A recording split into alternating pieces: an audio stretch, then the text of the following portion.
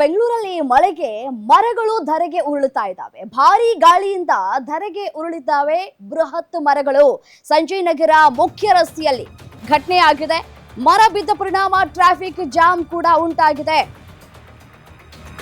ಬೆಂಗಳೂರಲ್ಲಿ ಮಳೆಗೆ ಸಾಕಷ್ಟು ಅವಾಂತರಗಳು ಕೂಡ ಸೃಷ್ಟಿಯಾಗಿದೆ. ಸ್ವಲ್ಪ ಬ್ರೇಕ್ ಕೊಟ್ಟಿತ್ತು. ಇದೀಗ ಭಾರೀ ಗಾಳಿ ಬೀಸ್ತಾ ಇರುವಂತಹ ಹಿನ್ನೆಲೆಯಲ್ಲಿ ದೊಡ್ಡ ದೊಡ್ಡ ಮರಗಳು ಧರೆಗೆ ಉರುಳುತ್ತಾ ಇದ್ದಾವೆ. ಬೆಂಗಳೂರಿನಲ್ಲಿ ಜಯನಗರದ 4ನೇ ಬ್ಲಾಕ್ನಲ್ಲಿ ಮರ ಉರುಳಿದೆ. ರಸ್ತೆ ಬದಿ ಪಾರ್ಕ್ ಮಾಡಿದ್ದಂತಹ 2 ಕಾರು ಬೈಕ್ಗಳು ಜಖಂ ಆಗಿವೆ.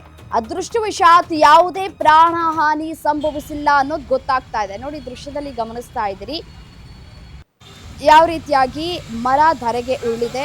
ಆ ಮರವನ್ನ ತೆರವು ಮಾಡುವಂತಹ ಕಾರ್ಯಾಚರಣೆ ಕೂಡ ಆಗ್ಬೇಕಾಗಿದೆ.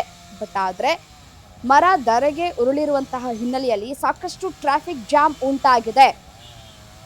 ಮತ್ತೆ ಬರೋದಕ್ಕೆ ಹೋಗೋದಕ್ಕೆ ವಾಹನ ಸವಾರರು ಕೂಡ ಪರದಾಟವನ್ನ ಕೂಡ ನಡೆಸ್ತಾ ಇದ್ದಾರೆ. ಭಾರಿ ವಾಹನಗಳು ಸಂಚಾರ ಮಾಡೋದಕ್ಕೆ ಸಾಧ್ಯ ಆಗ್ತಾ ಇಲ್ಲ. ಯಾಕೆಂತಂದ್ರೆ ಮರ ಬಿದ್ದಿದೆ. ಮರದ ಕಾರ್ಯಾಚರಣೆ ಕೂಡ ನಡೆಸಬೇಕಾಗಿದೆ, ತೆರವು ಕಾರ್ಯಾಚರಣೆಯನ್ನ. ಸೊ ಹಾಗಾಗಿ 2 ವೀಲರ್ಗಳು ಈಸಿಯಾಗಿ ಬರಬಹುದು, ಆಟೋಗಳು ಕೂಡ ಈಸಿಯಾಗಿ ಬರ್ಬೋದು, ಸಣ್ಣ ಪುಟ್ಟ ಕಾರುಗಳು ಕೂಡ ಈಸಿಯಾಗಿ ಬರಬಹುದು. ಬಟ್ ಆದರೆ ಬಸ್ಗಳು, ಲಾರಿಗಳು ಇವ್ಯಾವೂ ಕೂಡ ಬರೋದಕ್ಕೆ ಸಾಧ್ಯ ಆಗ್ತಾ ಇಲ್ಲ. ಸೊ ಹಾಗಾಗಿ ಟ್ರಾಫಿಕ್ ಜಾಮ್ ಉಂಟಾಗಿದೆ. ದೃಶ್ಯದಲ್ಲೂ ಕೂಡ ಗಮನಿಸ್ತಾ ಇದ್ರಿ ಸಂಜಯ್ ನಗರ ಬೆಂಗಳೂರಿನಲ್ಲಿ ಆಗಿರುವಂತಹ ಘಟನೆ ಇದು. ಮರ ಬಿದ್ದ ಪರಿಣಾಮ ಟ್ರಾಫಿಕ್ ಜಾಮ್ ಕೂಡ ಉಂಟಾಗಿದೆ. ಸಂಜಯ್ ನಗರದಲ್ಲಿ ಟ್ರಾಫಿಕ್ ಜಾಮ್ ಆಯಿತು ಅಂತಂದ್ರೆ ಮುಗಿತು ಕತೆ.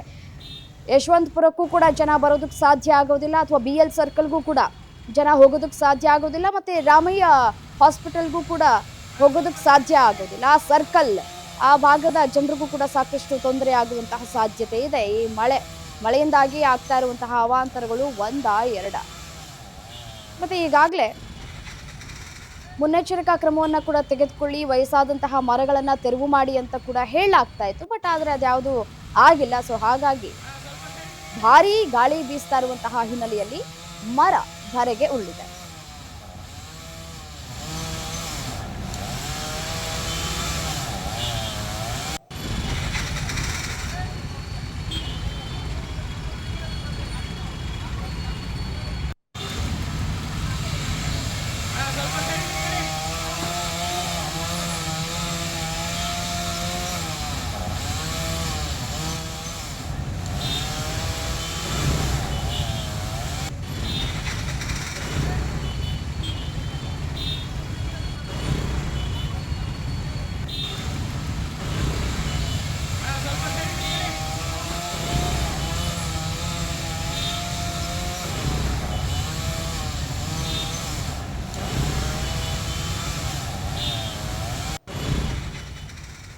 ಸಂಜಯ್ ನಗರದಲ್ಲಿ ಮಳೆಗೆ ಒಂದು ಕಡೆ ಮರ ಧರೆಗೆ ಉರುಳಿರುವಂತಹ ದೃಶ್ಯವನ್ನ ಗಮನಿಸ್ತಾ ಇದ್ರಿ. ಸ್ವಲ್ಪ ಕೂಡ ಬ್ರೇಕ್ ಅನ್ನ ಕೊಟ್ಟಿತ್ತು. ಬಟ್ ಆದರೆ ಭಾರೀ ಗಾಳಿ ಬೀಸ್ತಾ ಇದೆ ಬೆಂಗಳೂರಿನಲ್ಲಿ. ಸೊ ಹಾಗಾಗಿ ಅಲ್ಲಲ್ಲಿ ಮರಗಳು ಧರೆಗೆ ಉರುಳಿ ಸಾಕಷ್ಟು ಸಮಸ್ಯೆಗಳು ಕೂಡ ಉಂಟಾಗ್ತಾ ಇದೆ. ಬೃಹತ್ ಮರ ಆಗಿರುವಂತಹ ಹಿನ್ನೆಲೆಯಲ್ಲಿ ತೆರವು ಕಾರ್ಯಾಚರಣೆ ಮಾಡೋದಕ್ಕೆ ಸ್ವಲ್ಪ ಸಮಯ ಬೇಕಾಗತ್ತೆ ಅಂತ ಕೂಡ ಅಲ್ಲಿ ಸಿಬ್ಬಂದಿಗಳು ಏನು ಬಂದಿದ್ದಾರೆ ಅವರು ಕೂಡ ಹೇಳ್ತಾ ಇದ್ದಾರೆ.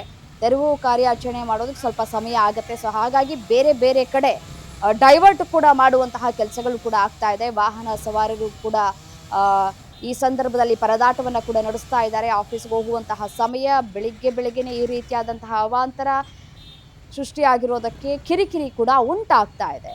ಸೋಮವಾರ ಮೊದಲನೇ ದಿನ, ಇವತ್ತು ಆಫೀಸ್ಗೆ ಹೋಗಬೇಕು, ಟೈಮ್ ಕರೆಕ್ಟಾಗಿ ಆಫೀಸ್ಗೆ ಹೋಗಬೇಕು. ಆಫೀಸ್ಗೆ ಹೋಗಿಲ್ಲ ಅಂತಂದ್ರು ಆಫೀಸ್ನಲ್ಲಿ ಇರುವಂತಹ ಬಾಸ್ಗಳು ಬೈತಾರೆ. ಆನ್ ಟೈಮ್ ಬರೋಕ್ಕಾಗಲ್ವಾ ನಿಮ್ಗಳಿಗೆ, ಮೊದಲೇ ಮನೆ ಬಿಟ್ಟು ಬರೋಕ್ಕಾಗಲ್ವಾ ಅಂತ ಹೇಳಿ ಬೈತಾರೆ. ಬಟ್ ಆದರೆ ಈ ರೀತಿಯಾದಂತಹ ಅವಾಂತರ ಸೃಷ್ಟಿಯಾಗಿದೆ ಅಂತ ರೀಸನ್ ಕೊಟ್ಟರು ಕೂಡ ಕೇಳಲ್ಲ. ಸೊ ಕಿರಿಕಿರಿ ಸಾಕಷ್ಟು ಉಂಟಾಗ್ತಾ ಇದೆ. BL ಸರ್ಕಲ್ಗೆ ಹೋಗೋದಕ್ಕೆ ಸಾಧ್ಯ ಆಗ್ತಾ ಇಲ್ಲ, ಅಥವಾ ಮೇಕ್ರಿ ಸರ್ಕಲ್ಗೆ ಕೂಡ ಬರೋದಕ್ಕೆ ಸಾಧ್ಯ ಆಗ್ತಾ ಇಲ್ಲ ಜನಗಳಿಗೆ. ಅಷ್ಟರ ಮಟ್ಟಿಗೆ ಟ್ರಾಫಿಕ್ ಜಾಮ್ ಉಂಟಾಗಿದೆ. ಮತ್ತು ಯಶವಂತಪುರಕ್ಕೂ ಕೂಡ ಬರೋದಕ್ಕೆ ಸಾಧ್ಯ ಆಗ್ತಾ ಇಲ್ಲ.